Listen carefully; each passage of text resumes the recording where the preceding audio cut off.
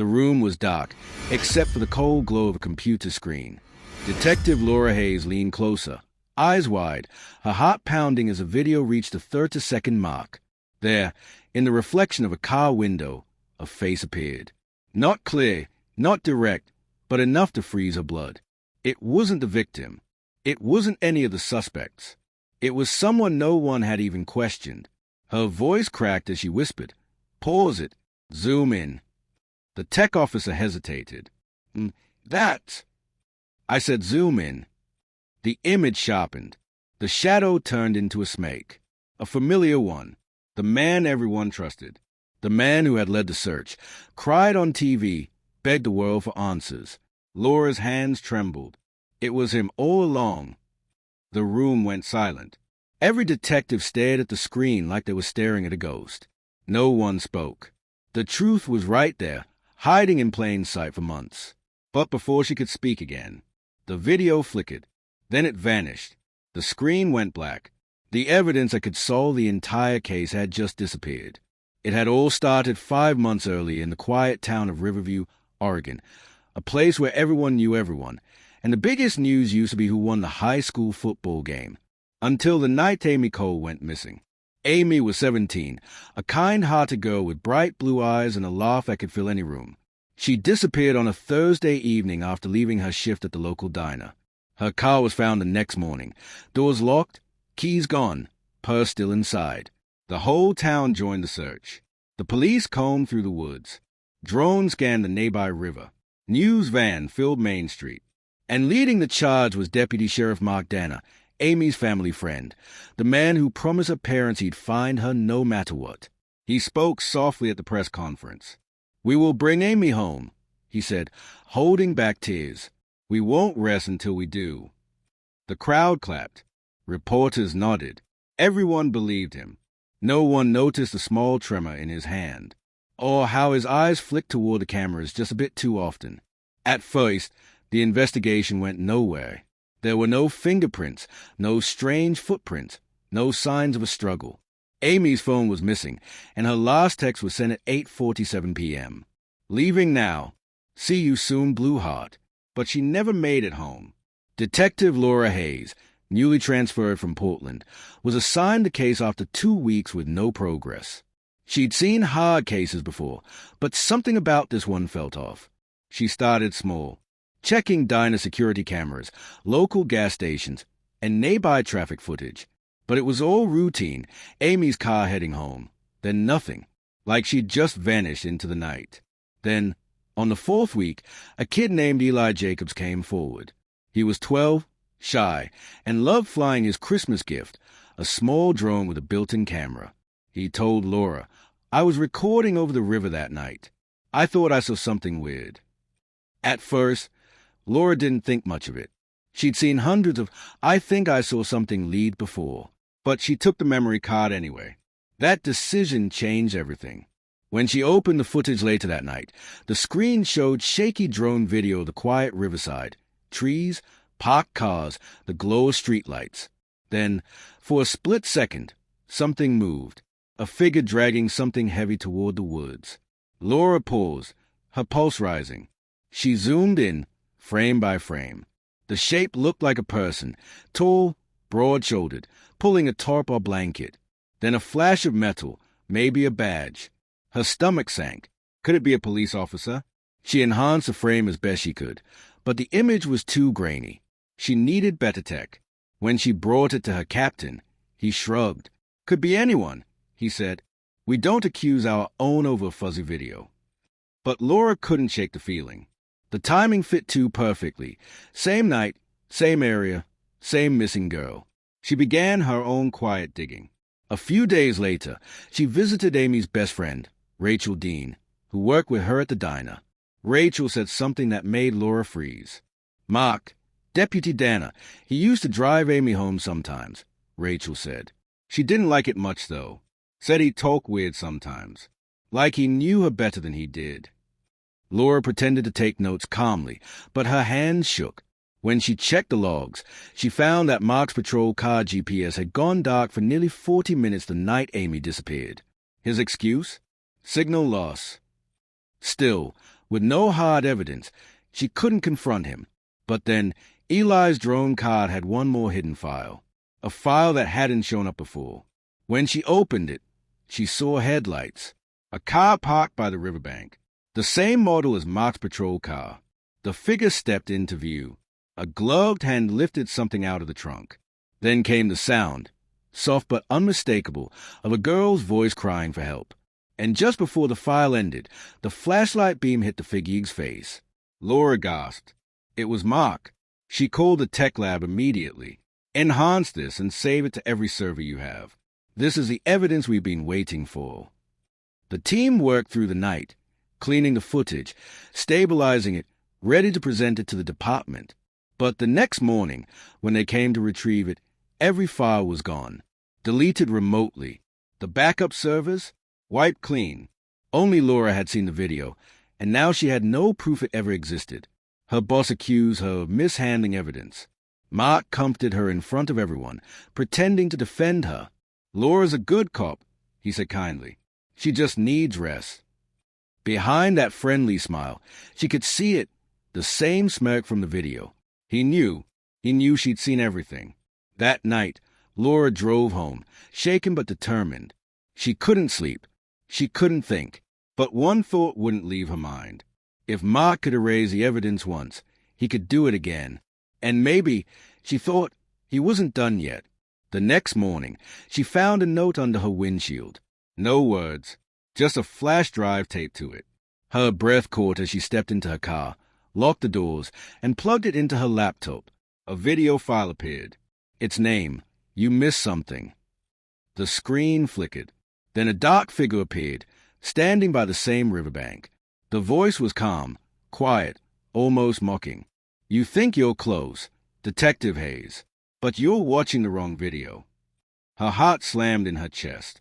The figure tilted his head slightly. There's another one. Find it before I find you. The video cut to black. Laura stared at the screen, frozen. The same badge flashed in the reflection of the water. And behind him, for just one frame, just 1 second, something floated downstream. A hand, still, pale, and unmistakably human. She dropped the laptop. Her fingers shook so hard she could barely breathe. The message wasn't just a warning. It was a game. Mark was watching her. And somewhere out there, another video existed, one that could prove everything, or destroy her first. Laura started the engine and sped toward the river, her eyes wide, the night pressing in around her. She didn't know it yet, but the next few minutes would change everything. Because before sunrise, something, or someone, would be found floating in that river. And this time, it wouldn't be Amy Cole. The river was quiet that morning, too quiet. Mist rolled over the surface like a white blanket, hiding everything beneath it. The sun hadn't yet risen, and the cold bit through Detective Laura Hayes' jacket as she stepped onto the muddy bank. Police lights painted the trees red and blue. The air smelled of wet dirt and fear. Officers were already there, standing in a tight circle near the edge of the water. Their faces were pale, their voices low. One of them looked up and saw Laura approaching. He didn't speak, just moved aside. And there it was. Something, or someone, had washed ashore. Laura swallowed hard, her boots sinking into the mud as she stepped closer. A pale hand rested on the bank, the fingers stiff and cold. The body was tangled in reeds, half submerged, the current gently rocking it like a broken doll. "Pull her out," Laura whispered. When they did, her heart sank. It wasn't Amy Cole.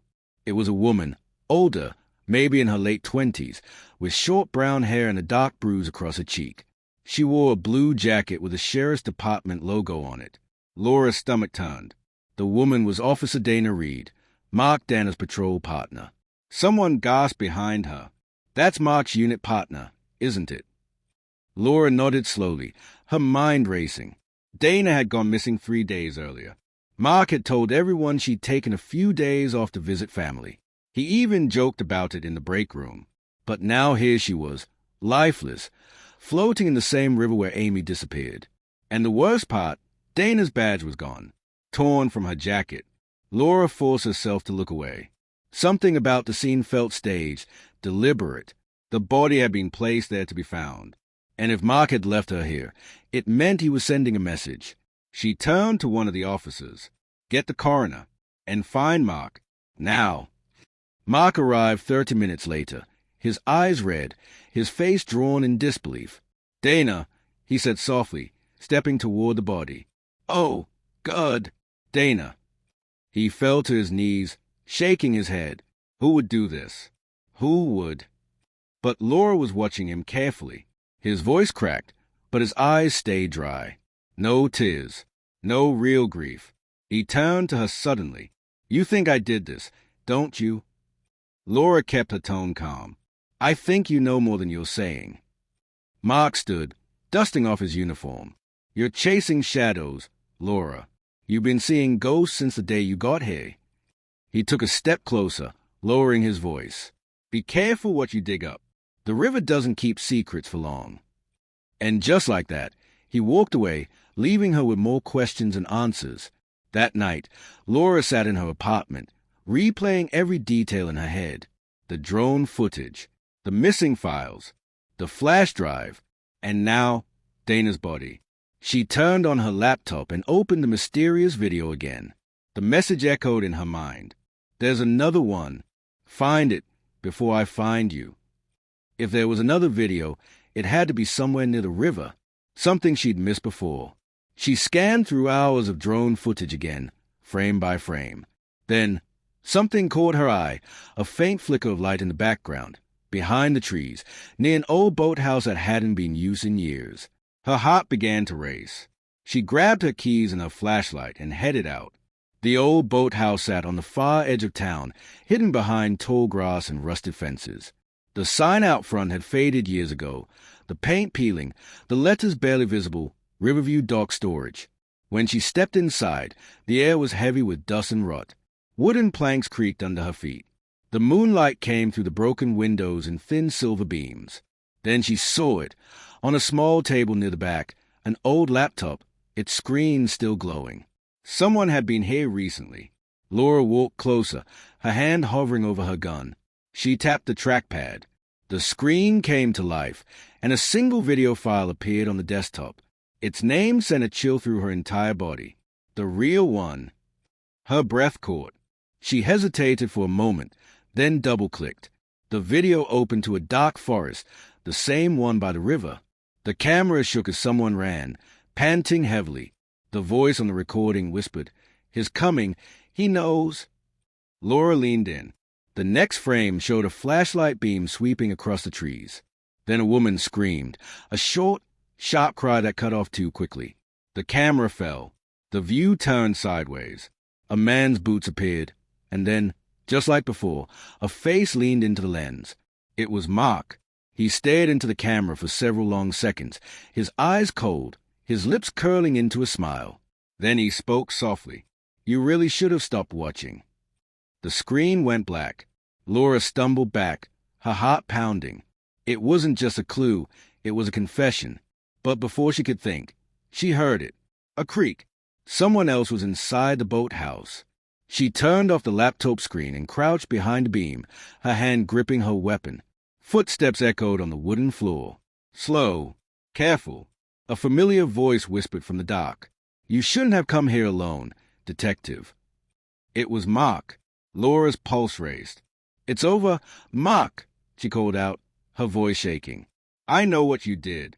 I saw the video." Silence, then a quiet chuckle. "I figured you would," he said. "That's why I left it for you." Her heart skipped. "Left it? Why?" "To make sure you understood," Mark said calmly. "You can't stop what you can't prove." He stepped into the faint light, his face half-shadowed, the badge on his chest glinting in the dark. "People love their heroes," he said, "and they'll never believe their hero is a monster." Laura aimed her gun. "You're done, Mark. Drop it." He raised his hand slightly, smirking. "You won't shoot me, Laura. You need me alive to tell your story." Then suddenly, he threw something toward her. A flash, a loud bang. Smoke filled the air. Laura coughed, stumbling backward, her vision blurred.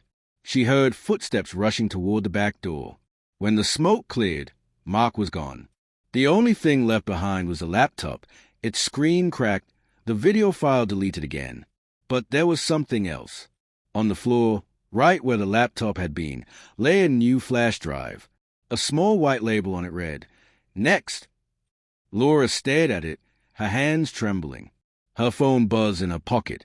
A text from an unknown number. "You're getting warmer." She looked around the empty boathouse. The shadows thick and silent. The game wasn't over. It was just beginning. And somewhere out there, Mark Danner was still watching her. Still recording. Still one step ahead.